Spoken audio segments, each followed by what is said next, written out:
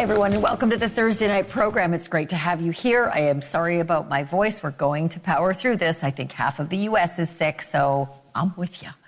I got to tell you about this little business on a radio program I heard this morning. I don't know if you've heard about it or if you were listening to it. Famous radio program. It's called The Breakfast Club. Wendy Williams called in to the radio show live. And the last time we had heard from Wendy, things did not look good with her cognitive abilities. It was in that docuseries that was so controversial. It really was sort of a tragic side of Wendy, noticing that she was suffering from aphasia and dementia. And the docuseries sort of laid it all out. But since then, she has really vanished. And then she showed up this morning, so to speak, on this radio program. Here's why it's fascinating. Some people are saying it's the old Wendy and there's nothing wrong with her. Others are saying she is absolutely off the rails and deserves to be in the deepest care needed. I want you to hear it, and I want you to decide for yourself what you think, because conservatorships are a legal issue that end up on my desk a lot these days. So anyway, I'm going to get you to be the judge on that. She also weighed in on Diddy. She's got some history with P. Diddy. So she's got a dog in that fight. But there's somebody else other than Wendy who does not have a dog in the fight, or didn't until she alleges she was gang raped by him and his entourage. There are so many lawsuits, it's hard to keep count. But most of them are anonymous. Tonight you're going to hear from one that is not. She sits down with me and details in excruciating, insufferable details what she says happened to her at the hands of Diddy and several people back in 2018 in California. It is uncomfortable and it is extraordinarily violent. It is sexual in nature. It is physical in nature. There are guns and drugs and knives, and then this gang rape and a daring escape, and you're going to hear it all from her. That's coming ahead as well. And I don't know if you knew this, but as we were all watching Caitlin Clark breaking records, right? Rewriting history for the WNBA, there was something going on that she didn't tell anyone about, except the police. I don't know how anyone could withstand the stress and the pressure of a season like this. But behind this remarkable feat of accomplishment on the court, Caitlin Clark was dealing with a man who was threatening to rape her and beat her on a regular basis. And this is the man who's been arrested for it. I'm going to detail for you the things that he was threatening her with and what she did, how she altered her life out of fear that he was really going to carry through with it. And FYI, he's from Texas, but they picked her up in Indiana, where Caitlin lives. All of that is straight ahead. I'm going to start here, though. The last time we got a good look at Wendy Williams, let's just say it did not look good. Didn't look good for Wendy, didn't look good for the people around her, didn't look good for her situation. By the time she appeared in that Lifetime docuseries, Where is Wendy Williams? A year ago next month, that one-time talk show megastar had become helpless and disoriented, and frankly, she looked tragic. She has people around who are yes people and allowing this to continue. This is all too much. Go! Drive! I have no idea where we are. This doesn't look like anything familiar. I think she's losing memory. Have you guys noticed that? How dare him? I control men. I weigh 138. Anybody could look at her and tell this is not just alcohol. There's something more going on. And then Wendy Williams fell back out of sight while her people and the network sued each other over what no one denies was a ratings and profit bonanza for Lifetime and A&E. Today, Wendy Williams resurfaced, sort of, as a call-in guest on one of the biggest radio shows on the radio, The Breakfast Club. She was clear and direct, for the most part, and she seemed rational at times. And if what she was saying was true, she is worse off now than before. Have a listen. Tell us what's going on. Well, first of all, to start with, my niece Alex knows a lot as well, but I am not cognitively impaired, you know what I'm saying? No, but I feel like I am in prison. You understand what I'm saying? I feel like I'm in New York City, right? And by the way, my apartment has been sold, thank God, a while ago. But I'm in this place where the people are in their 90s and their 80s and their 70s, and even when people are 60 like me, hey, I'm sexy and gorgeous. I am 60. Look, please, July 18th, 1964, honey. But look, these people, I don't care if they're 50 and 60. They have, there's something wrong with these people here on this floor. You understand what I'm saying? Yes. And I'm not saying something bad. I'm just saying that I am with these people. I am clearly not...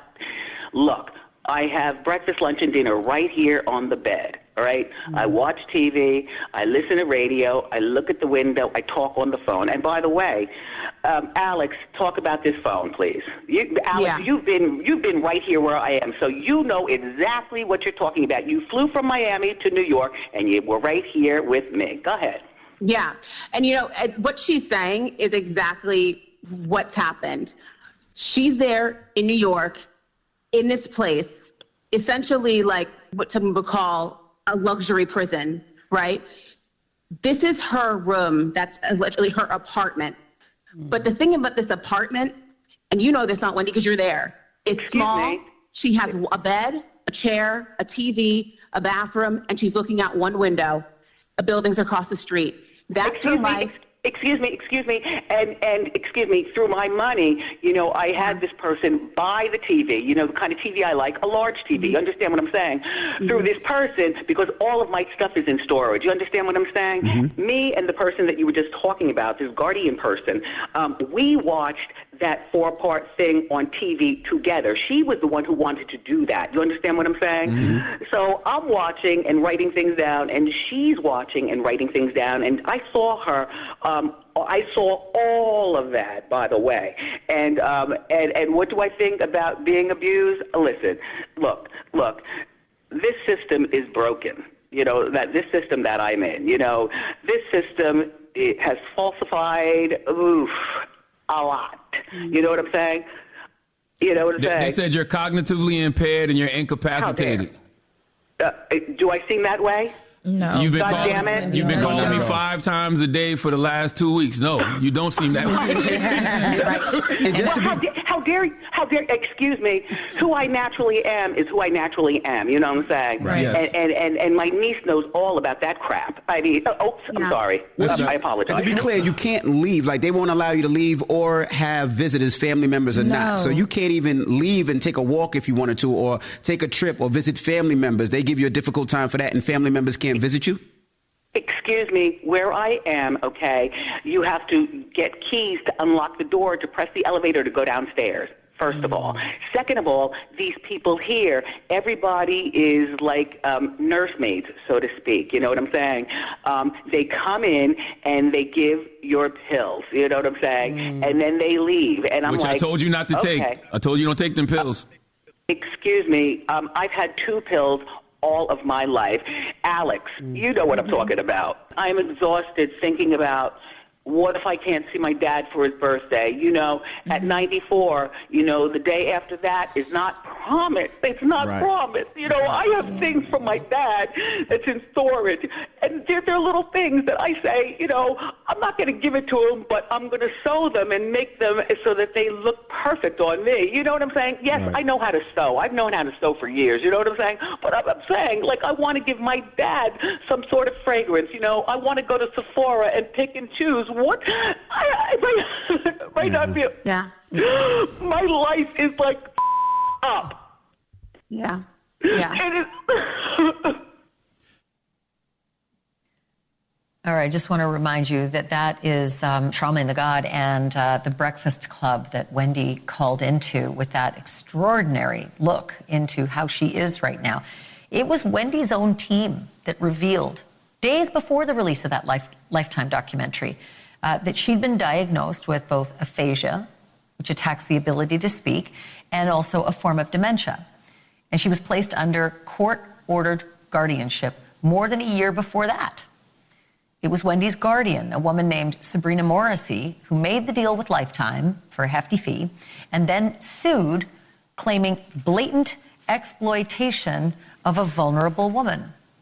And it is Morrissey whom Wendy now accuses of keeping her in what she calls a, quote, cuckoo's nest, complete with forced medication, locks on the elevators, and one-way phone calls.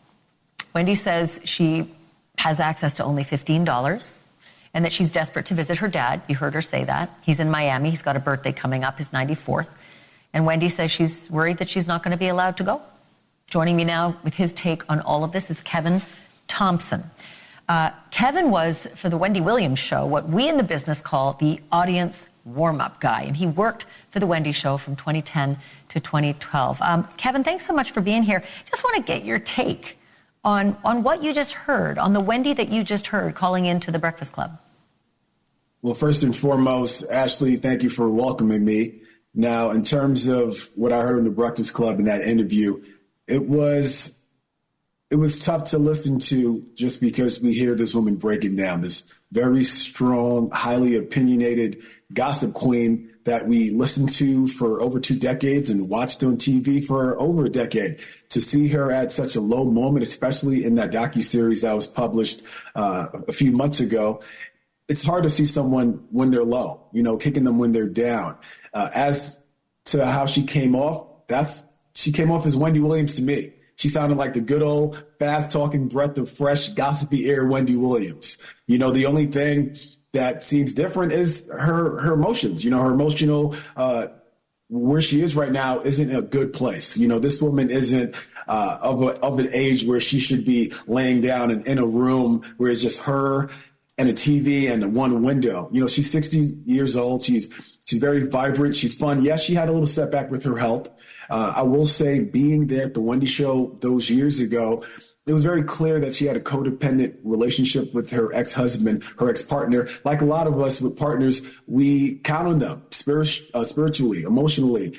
In her instance, not so much financially because she was the main breadwinner, but her husband was her manager. So not only did he manage her finances and her appearances and her career, he managed who she was, her personality, going out with them. And at the time, Wendy must have been like 51, 52 years old.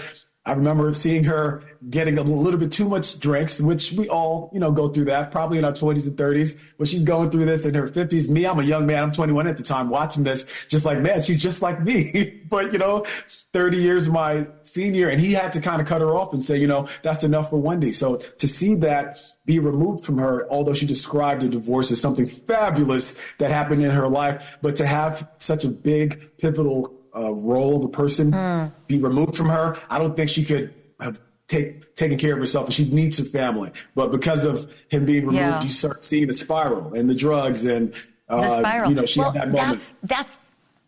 That's the question I have for you, is the spiral, because in the docuseries it looked painfully evident that she needed a great deal of help and that maybe a conservatorship was exactly what she should be under, just given the state she was in. But in this Charlamagne Tha God interview on The Breakfast Club, it did not seem like she was the same person in that documentary. Do you think that her personality or her illnesses could be ebbing and flowing? Did you see any signs of that when you worked with her? I have to say, Ashleigh, it's so hard to make such a big judgment call off of a 35-minute interview.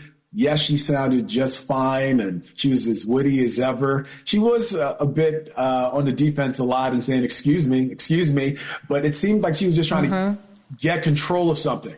And if she could control the conversation, if that's all she can nab onto, she's going to do it, because it doesn't seem like she has a lot of control of anything else. This conservatorship, it seemed like they went from 0 to 60 real quick. I don't think it was needed. She did need some help from the family, but that's all it should have been. Send that lady send her to Miami. Let her be with her family. Let her be with her father. Like her father and her losing her mother a few years ago. This lady was a big pillar in her life. Wendy, the reason why she is who she is because she was that kid that was picked on and she was bullied. They told her to stand up for herself. They had no idea she'd be so good at it.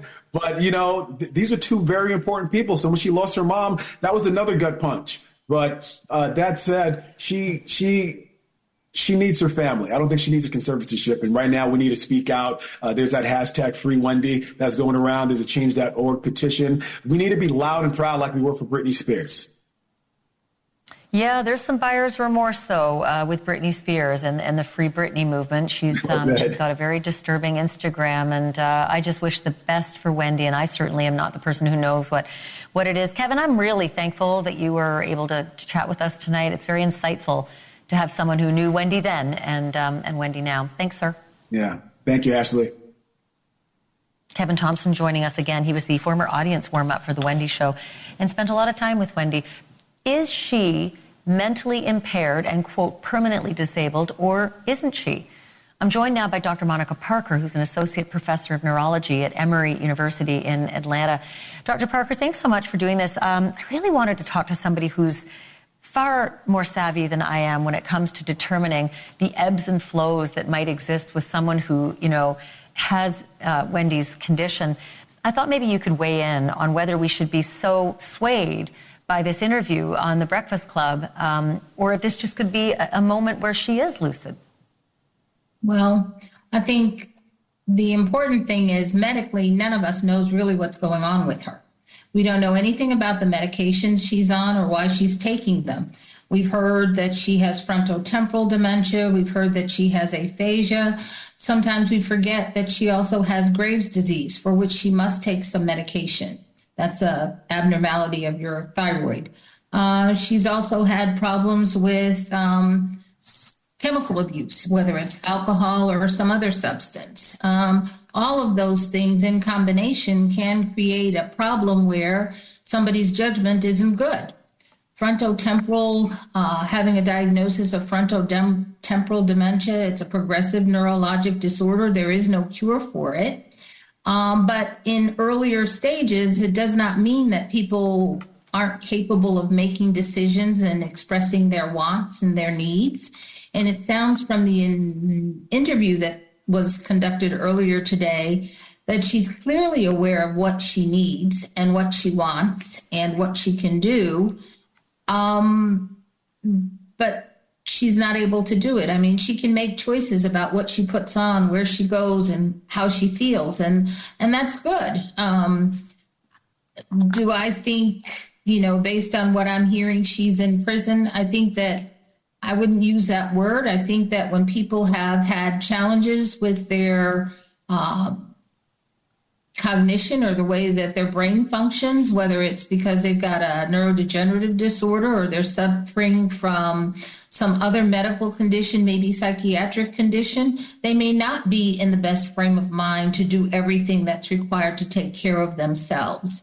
Maybe she can fix her meals. Maybe she can dress herself and toilet herself, but maybe she cannot manage her finances. And maybe she does need some help with that. I just think that all of us are on the outside of everything and we're not seeing everything, but it is clear that she has needs that may not be being met in her current situation. She certainly has a capacity to make a choice, and I think other people have to be around her to support her, obviously. Otherwise, she wouldn't be... You're right. From the outside looking in, it is near impossible to make a really educated and responsible guess as to what she needs and where her current situation is. But when you look at what we saw on film in the docuseries, that was someone who looked gravely ill and in need of help, and it didn't seem like a guardianship seemed unreasonable at all. Agreed. Yet this morning, the person who was speaking seemed lucid and clear and knowledgeable, and the only little detail that I picked up on was the repetitive nature of how she used the term, "You know what I'm saying," and "excuse me," and then how quickly she devolved into tears, which we also saw on the video. I've got about a half minute left. I just wanted you to weigh in on whether that's a tell or a sign. A tell or a sign. I think it's consistent with somebody who has a communication disorder. She may even have a mental health diagnosis that we're not aware of that can make some of that sound like that. Frontotemporal dementia is something that is a progressive neurologic disorder.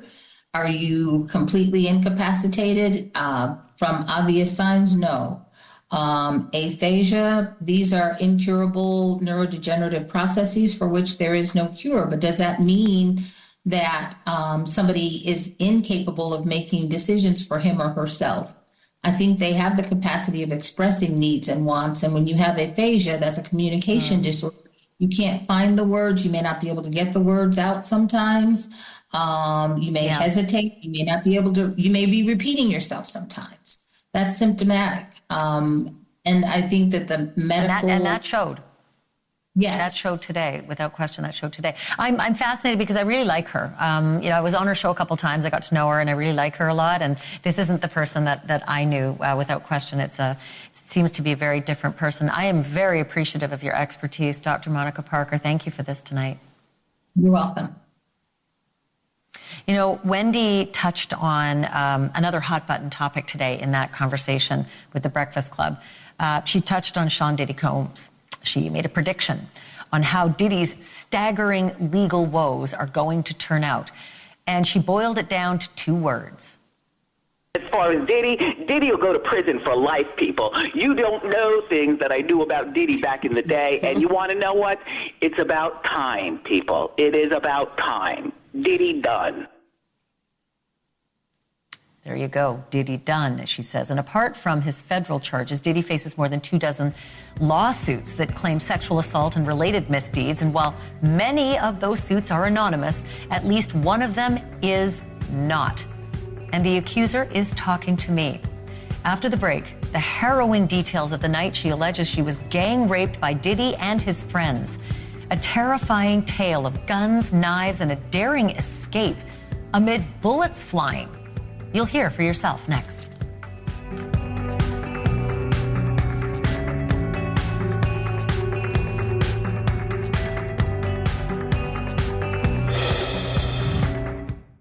You are about to hear some disturbing details of brutal violence and boundless cruelty. And before I say another word, you need to know 2 things. 1, it is one woman's account laid out in a lawsuit that has not yet been proven. And 2, the person being accused of these terrible things is Sean Diddy Combs, and he's denying everything. We touched on this story before, back when Ashleigh Parham filed a jaw-dropping lawsuit. The claims were just mystifying and overwhelming. She says that she was drugged and gang raped by Diddy and his entourage at a private home in the Bay Area back in 2018. She says after the gang rape, she slashed Diddy with a knife and was shot at by either Diddy or a member of the entourage before narrowly escaping with her life. She then says she was rescued by a neighbor nearby who called police, but she claims the officers who responded ignored her. I reported those details from the court filing, but now Ashleigh has agreed to sit down with me and detail what happened in person. I also asked her some difficult questions about specifics in her alleged ordeal. In return, we agreed to hide her face, and she joined me earlier today along with her attorney, Ariel Mitchell. If you can, and I'm sorry these questions are so difficult. I'm following along with the affidavit for the most part. Can you tell me what happened after you say Sean Combs allegedly raped you with the TV remote? What happened after that in that bedroom with all of those people present?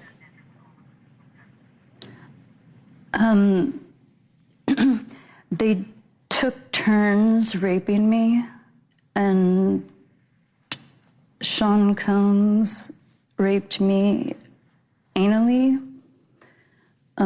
Shane Pierce also raped me, but vaginally. And the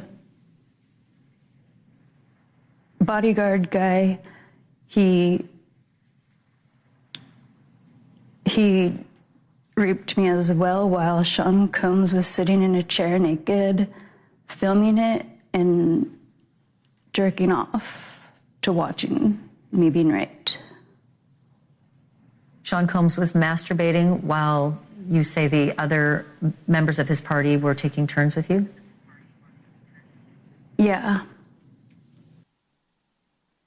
Important to note, these are accusations only at this point. They have not been proven in a court of law. It's not a criminal case. It is a civil case.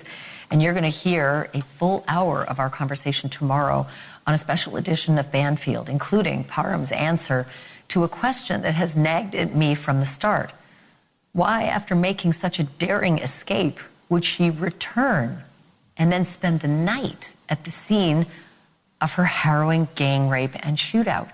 Again, Sean Combs firmly denies all of this. His attorneys gave us this statement. I want to read for you in full. Quote, as the Contra Costa Sheriff's Department confirmed, her report was thoroughly investigated and it was determined the claims were unfounded. Mr. Combs was nowhere near Orinda, California on the day she claims she was assaulted. There is no evidence that Mr. Combs was even in the same room as Ms. Parham. She is completely unbelievable, and no sane person who views the evidence will credit her story. Again, the statement from Sean Combs' attorneys.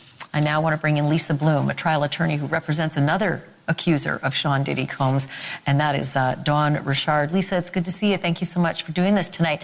Just want to get your reaction to the claims that are made. There are a lot of details. I mean, it is a 62-page lawsuit.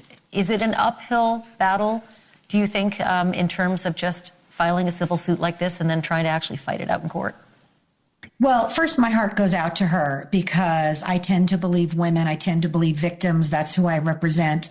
And I know they're only allegations at this point, but my heart breaks for her with these awful, awful allegations of rape. It takes a lifetime to get past something like this. And yeah, Ashleigh, you're right. Of course, the more extreme an allegation, the more evidence you're going to need in court to convince somebody that it's true. And these allegations are pretty extreme, even in light of what we know about Sean Combs and all the many cases against him, including mine. One of the most troubling aspects of the suit, I think, for a layperson to understand who's not in her shoes, but also for a jury, is why would a victim who ran for her life amid a hail of bullets, having just endured a gang rape, a drugging, and a knife fight, why would she return to the scene of the crime, the apartment, and spend the night there? Do you think that's the most problematic part, if she wants to find jurors who will think it's reasonable? No, I don't, because there's a vast body of psychological research at this point about rape trauma and what victims go through. And victims will very commonly be in a state of shock, in a state of denial. We call it the freezing and fawning response. Freezing, I don't know what to do. In her case, she got out of there, good for her. But then fawning, going back to the perpetrator, especially if it's a powerful person, and trying to make nice, trying to pretend like it didn't happen, hoping they're not going to be angry with you. I've seen it in the Bill Cosby cases that I had. I've seen it in the Jeffrey Epstein cases. This is a very, very common response that victims have. Yeah, and hard for people to understand that part of the whole dynamic. But Lisa, it's great to see you. Thank you as always. I always appreciate you coming on. Always good to see you, Ashleigh. Thank you. We'll see you again soon, I hope. Folks, if you tune into this show very often, you know that we don't confine ourselves just to the earthly mysteries. We also want to know what's beyond our planet and whether anything out there is coming to visit, especially lately. And it seems like we've never been closer to those answers than now. We all knew we were dealing with something extraordinary. We are not alone. We are not alone. That, my friends, is a former Air Force pilot who says he has seen a crashed alien spacecraft with his own eyes on an official secret U.S. government mission. He's talking to NewsNation exclusively, and I've got a preview coming at you next. Whether we on Earth have ever been visited by someone or something from outer space is something I really can't say for certain. Some very credible people have had some very compelling encounters, but what you're about to hear, only on NewsNation, may well take the #1 spot on the list. Jake Barber is a former Air Force pilot. He says he was sent on highly classified missions to pick up crashed remains of spacecraft that clearly were not of this world. He spoke exclusively to my NewsNation colleague, Ross Colhart. So tell me about the moment when you realized that you were involved in a retrieval of non-human technology, alien tech. So it became very clear the first time our communication process and procedure was modified. And then just visually looking at the object on the ground, you could tell that it was extraordinary and anomalous. It was not human. How close did you get? Well, I was a helicopter pilot, and I operate with 150-foot to 200-foot long line. So I got within 150 feet of this object. What did you see? I saw an egg, a white egg. Was there any visible propulsion system on it? No, not what we would know. There's no engine. There was no thermal signature. I was operating at night when I finally came in to pick it up, so I'm working under night vision goggles at the time. And it was quite clear. I flipped them up, flipped them down, and looked at it a couple of different ways. How did you know that that egg-shaped object was non-human in origin? Well, visually, after seeing all kinds of things in my past, it was clearly something that was ridiculously looking. It's inconsistent with anything I'd ever seen before. I can also tell you that the reaction by my team, we all knew we were dealing with something extraordinary. And at no stage were you ever subsequently told that the craft was of non-human origin? I will tell you that during this process, over the last couple of years, it's been confirmed to me by ranking members of the UAP task force that what we were working with that night was in fact NHI, and it was not a unique experience. How long have you known this secret about unidentified anomalous phenomena being of non-human origin? For more than 10 years. We did recover things that were exotic in nature in the sky, and we know they were classified craft. And we recovered them and took them back to where they go. Now that is clearly technology that is certainly not known. I got within 150 feet of this object. We are not alone. We are not alone. We are not alone. You can see, and you should see, Jake Barber's story in its entirety in a NewsNation special called Hunting UFOs, the Crash Retrieval Whistleblower. It airs at 8 p.m. Eastern this Saturday. And still to come, a haunting final image from a ring cam, a murder mystery in the woods, and a family desperate to find out who killed Heather Williams. The police just made an arrest tonight, and it turns out Heather's sister had spoken to the accused murderer on the phone just last week. That sister joins me live with the details next.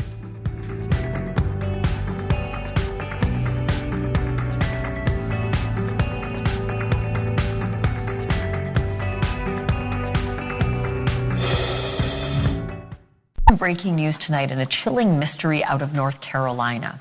A suspect is now in custody in the killing of a 25-year-old woman named Heather Williams. Williams was last seen leaving her parents' home in Fayetteville the night of January 4th.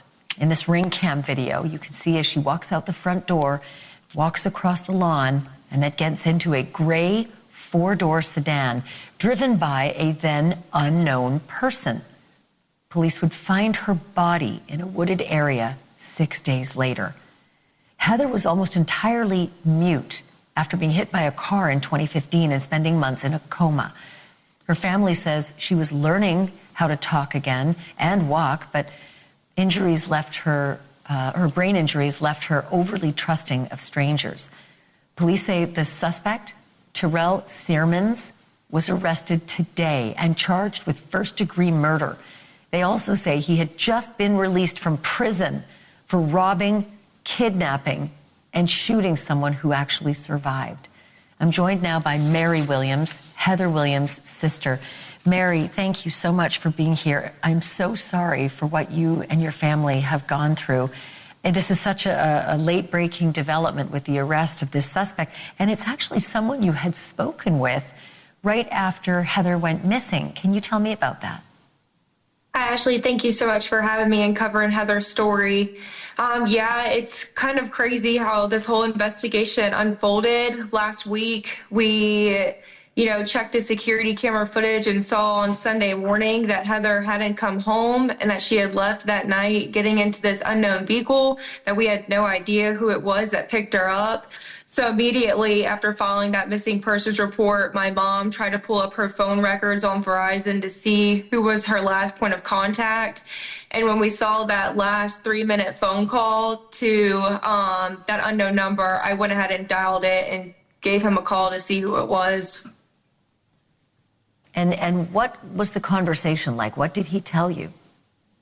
So I had asked him, I told him who I was, that we haven't seen Heather. I asked him if he had picked her up or been with her recently. He did tell me that he did pick her up, that he had met her on Facebook, and that he couldn't tell me which night it was he picked her up. He couldn't remember, couldn't even tell me what they did. So I tried to pry. I said, where'd you go? What'd you do? He said that she wanted to be dropped off at another location. She asked to go to somebody else's house the whole time.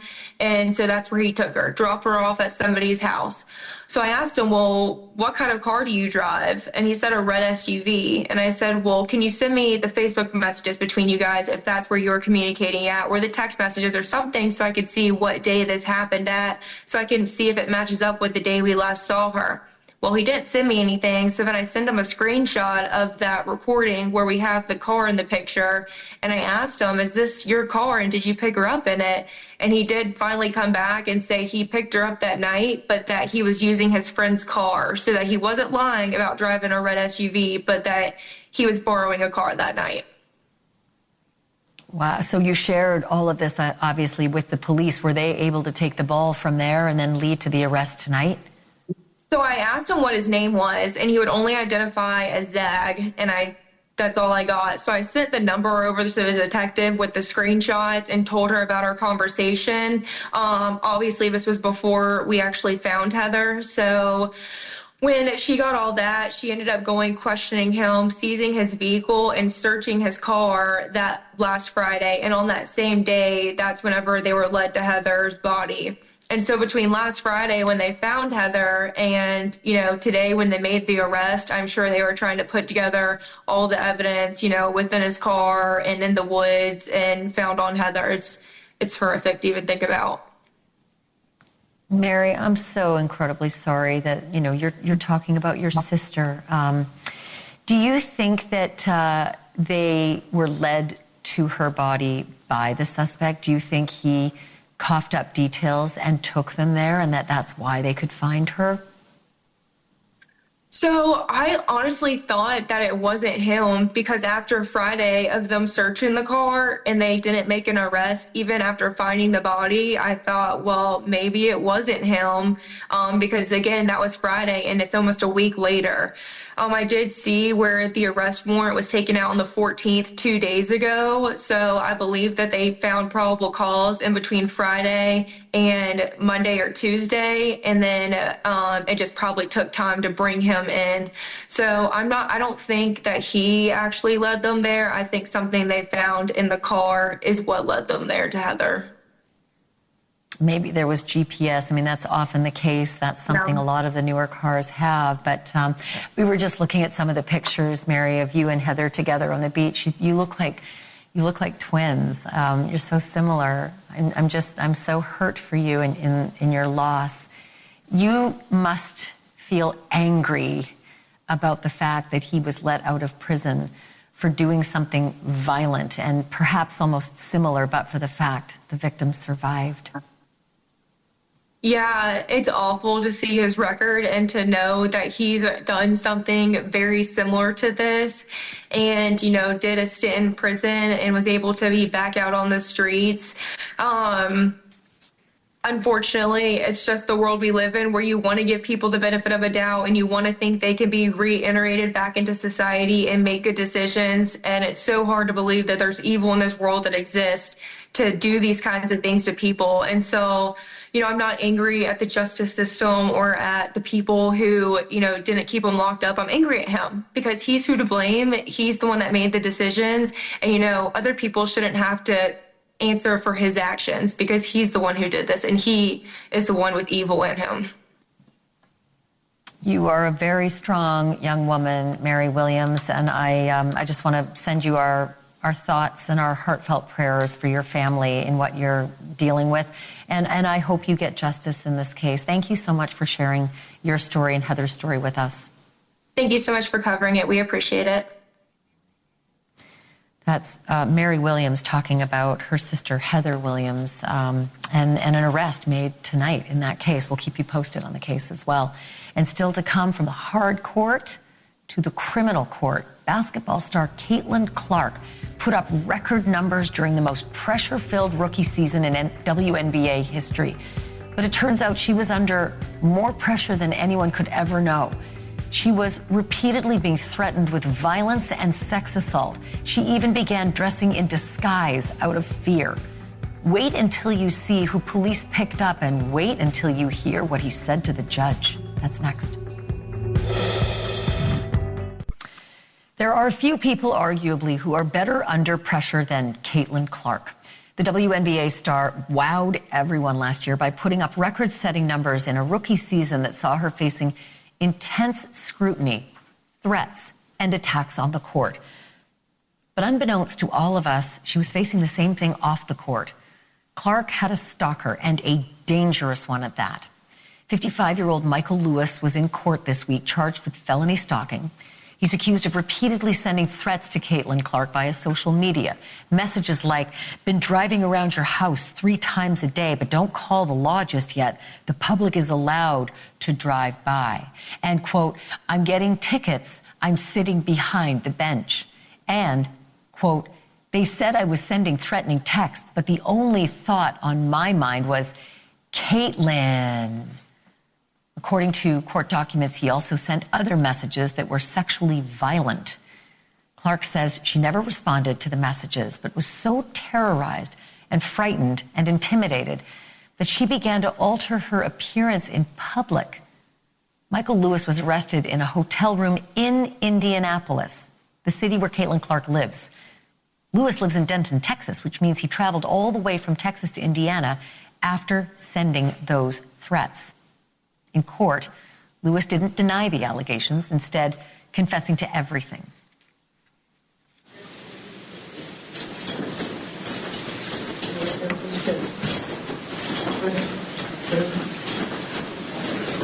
Morning, Mr. Lewis.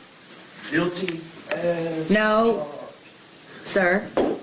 This is initial hearing. Oh. We are not. That was about the extent of it. The judge had to enter a preliminary plea of not guilty on his behalf. He could face up to 6 years in prison and a $10,000 fine if he's convicted. That's all the time we have. Make sure you stay tuned. Cuomo's coming up next.